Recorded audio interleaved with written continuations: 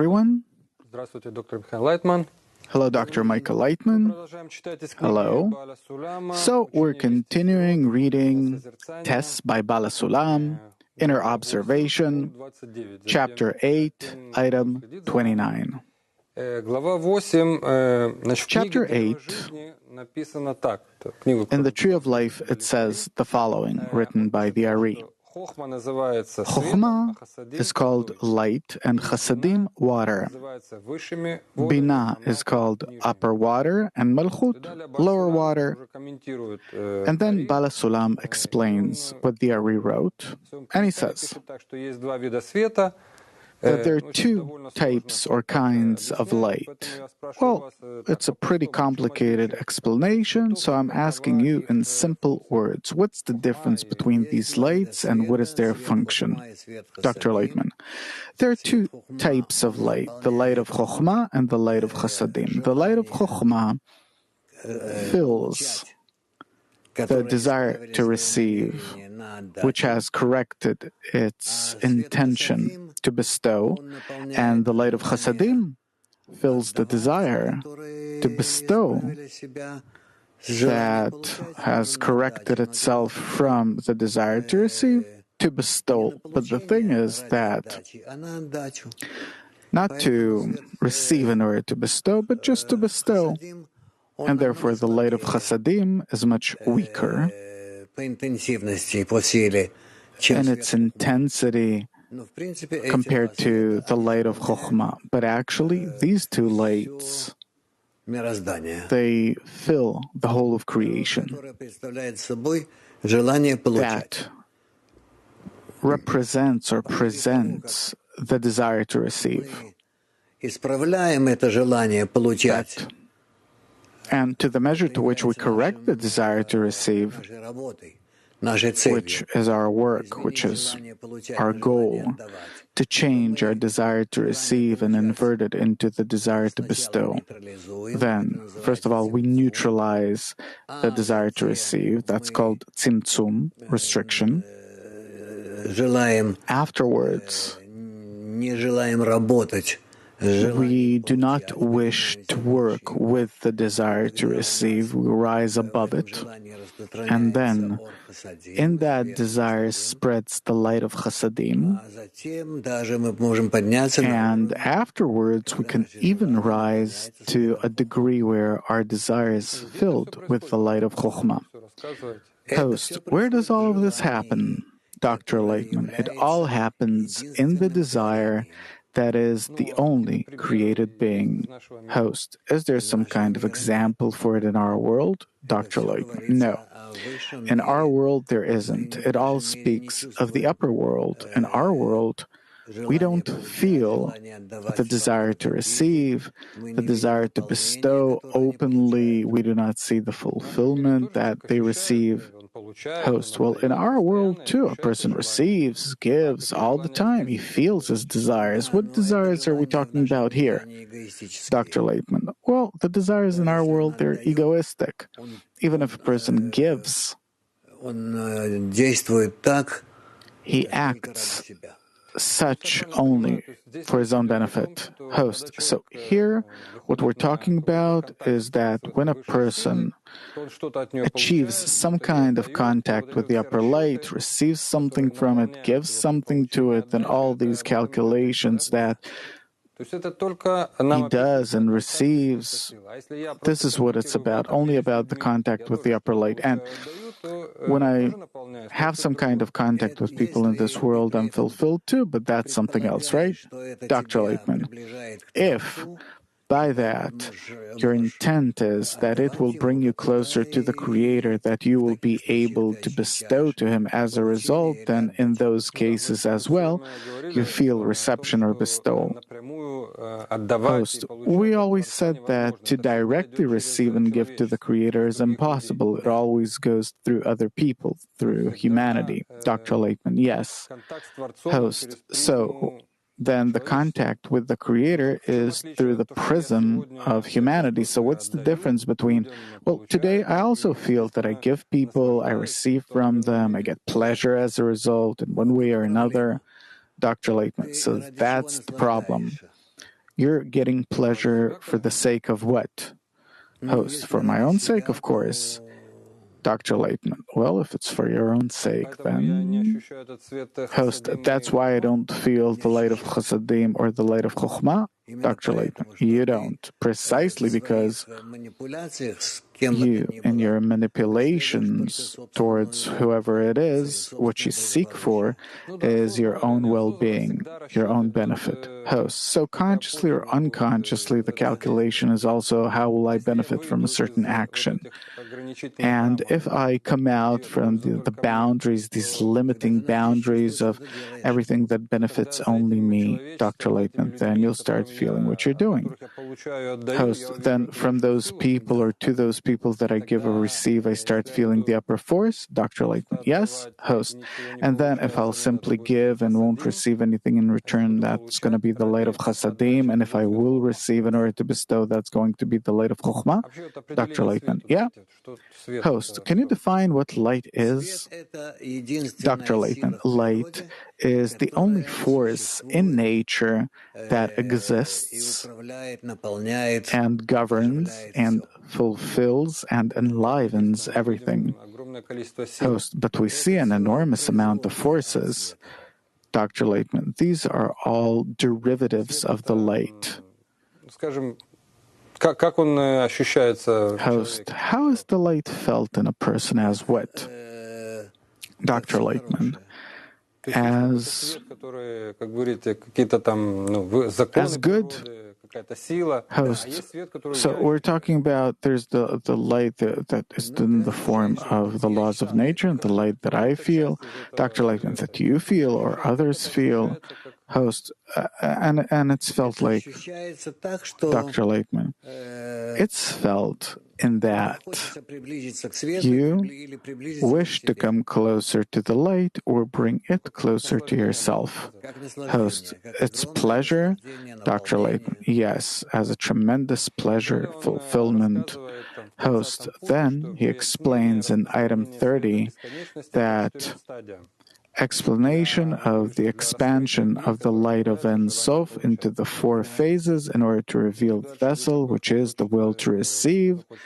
And then, if someone wants to read, it's in item 30. There is a broader explanation of what the expansion of the light is and how in the fourth last phase the desire to receive is formed. What is the expansion of light, Dr. Laitman? The desire being fulfilled or filled up with the light.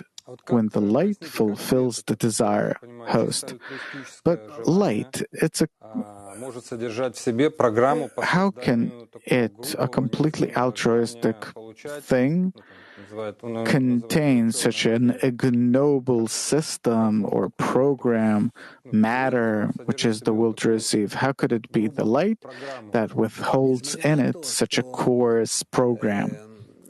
Dr. Laitman, despite their oppositeness, at the same time, they need each other, because the desire of the light is to expand and fulfill all of his created beings' desires, and that's the desire of the light, and the desire of the vessel, of the Kli, is to be filled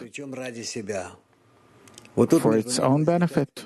And here, between them, there is a contrast, and the light gradually corrects that desire in such a way that the desire from the state of being fulfilled for its own benefit, it understands that the best thing is to be fulfilled for the sake of the light, for its benefit.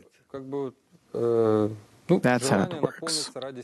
Host, well, the desire to fulfill myself. Why? The derivative of this state in our world is expressed in such tremendous, let's call them evil forces.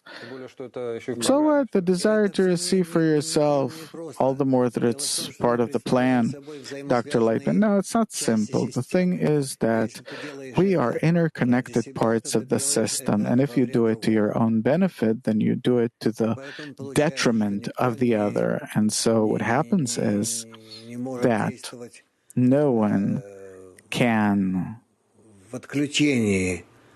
act in a way that they're disconnected from the others, and then whatever someone does, not to the benefit of others, that's obvious, but to the detriment of others. And this is the problem. Host, well, it's really a problem to explain because most people, well, that everyone receives something for themselves, doing everything for themselves, I think that any psychologist can prove it, and man himself knows too, as much as one can explain to himself. But no person can say, most people don't harm other people on purpose. Yeah, he receives for himself, he lives his life, but why is that called evil in Kabbalah, Dr. Laitman? Were we to see the right, correct picture of the world, then we would have seen how constantly we as if wish good for ourselves, and with it necessarily cause damage to the other.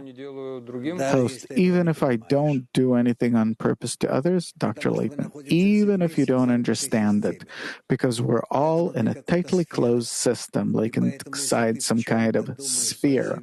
So if you think about yourself to your own benefit in something, then necessarily you rob the other. So it's on the level of thoughts, not actions, Dr. Laitman. On the level of actions, too, only we don't see them. So even if I live on some deserted island, I can harm the entire system. Dr. Laitman, yes. Not only that I might, I actually do it. Dr. Laitman, yes. It is a closed system, and no one can disconnect themselves, detach themselves from it. So the question is, we are a result of the Creator's program. He created us. As it says that the desire to receive exists already in the light. So we're not to blame, Dr. Laitman. No one's blaming you. You're simply in nature. So what does nature want of us? Dr. Laitman, nature doesn't want anything. It's simply offering you a normal, balanced, ideal, one might say, life, an ideal existence. But if, or as long as you follow its integral laws, well, I follow it. I was created in the desire to receive, and I receive for myself. Dr. Laitman, no, that's not enough. You need to think about others too, because you exist together with them in the same system. But I can't. That's how I was created. Dr. Laitman, so here you have to add your own consciousness, awareness to it, and it will elevate you to the degree of the Creator. So you're saying something new here, that this is how I was created, but on a certain point in my development, Dr. Laitman, you get the opportunity to rise, to acknowledge the system that you're working in, that you exist in. And if you will comply with the rules of this system to receive and to give, then you will start feeling its general character, meaning of the Creator. So I was created the opposite of the light in order for me to acknowledge it and independently to want to change. Dr. Laitman, yes. And you're saying that everyone has the ability to do it. Dr. Laitman, yes. At a certain point in my development, Dr. Laitman, yes. Then he writes that the four phases in the desire are the four letters HaVaYaH. And then in item 31, he explains about the four names of the letter of the Creator. If we can scrutinize it a bit, he writes that the letter Yud symbolizes endlessness or an endless acting force existing included in the thought of creation called Keter. What is it, Dr. Laitman? It's the beginning of creation before there is any evident desire on part of the created being yet, but it is the entire development comes from the creator host. So it's the thought of creation, simply put. And then there's the letter Yud, Dr. Laitman. That is already the development of the desire. And Yud is a certain feeling of the light in the desire already. So it's already the created being, Dr. Laitman, the beginning of the created being. Host. Then he says the first Hey is Binah, or phase 2, meaning coming out of that act into action. What's the difference between the Yud and the Hey? Dr. Laitman, the difference is in that the desire that was created by the light in phase 1 starts feeling its existence, and therefore in and of itself starts relating to the light as to its fulfillment, and that stage is called Binah. Host, meaning it wants to become similar to the light, one might say. Dr. Laitman, yes, host. And then the third phase is Vav, called Zeir Anpin. And what is the essence of it? Dr. Laitman, this is a mixed phase consisting of the first phase and the second one, where both the light of Hochma and Hassadim exist in the desire, and the desire continues to build itself, form itself, and as a result comes to a state where it wishes to receive only the light of Hochma. Host, that's the last phase already, called Malchut. Dr. Laitman, yes, host, where the desire is already formed, which is the created being. Dr. Laitman, yes, host, and we are a part of that Malchut, of that created being, of that creation, and therefore feel ourselves as receivers. Dr. Laitman, yeah? Host, where did these letters come from? Yud-Hey-Vav-Hey, and why is it called the name of the Creator? Dr. Laitman, because the white light depicts its image on the black background. The desire is black. The light is white, and this way happens this kind of projection of the qualities of the light on the qualities of the desire. Host, and why Yud and the other letters, Dr. Laitman, that's all explained pretty simply. The quality of the light and the quality of the darkness, this way, they position themselves one opposite the other so that the light presents itself in this form, in this way. Host, for example, the letter Vav, it's like this line. Dr. Laitman, that's the expansion of the light from above down. Host, and the Yud is like a short line. Dr. Laitman, that's the beginning of the expansion of the light. Host, so all these forms, Dr. Laitman, that's how all the letters are created. Так, хорошо. И далее. Host, okay. А почему это называется именем Творца? Why is it called the name of the Creator? Dr. Laitman, what is the Creator? It is light that manifests itself, depicts itself, projects itself on the background of the black desire, and therefore all of these different characters, images that the light depicts on the black background are letters, and the name of the Creator consists of them. This is how we perceive the actions of the Creator. So someone felt it on himself, how the light works on their desire, and this way presented it in the forms, depicted it in the forms of letters, wrote a text. Dr. Laitman, yeah, this is how the Torah is written. Host, why do the Bina and Malchut have the same are they represented by the same letter? Dr. Laitman, Bina and Malchut are represented by the same letter because it is the quality of the expansion of the light and the desire. The Bina is the upper desire, and the Malchut is the lower desire, but actually they're one and the same on part of the Creator. Host, it's like Bina and Malchut have different qualities. The Bina is bestowal, Malchut is reception. Why are they represented in the same form?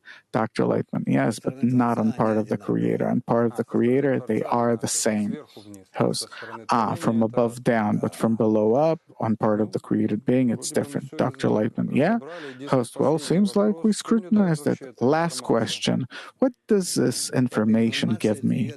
Dr. Laitman, this information, first of all, gives you an understanding that the entire Hebrew Aleph Bet alphabet represents the qualities of light and darkness, the qualities of the Creator and the qualities of the created being. And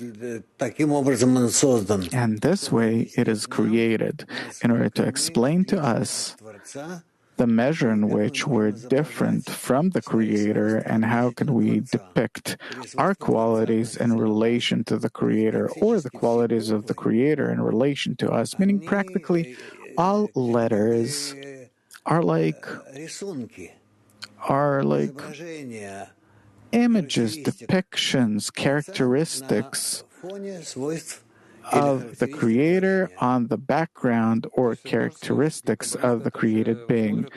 Host. So when Kabbalists look at these letters, they see them as instructions. Dr. Laitman, of course. Host, how to take the light and fit it on our desire. Dr. Laitman, of course. Host, and someone who doesn't know how to do it. Dr. Laitman, so he doesn't know how to do it.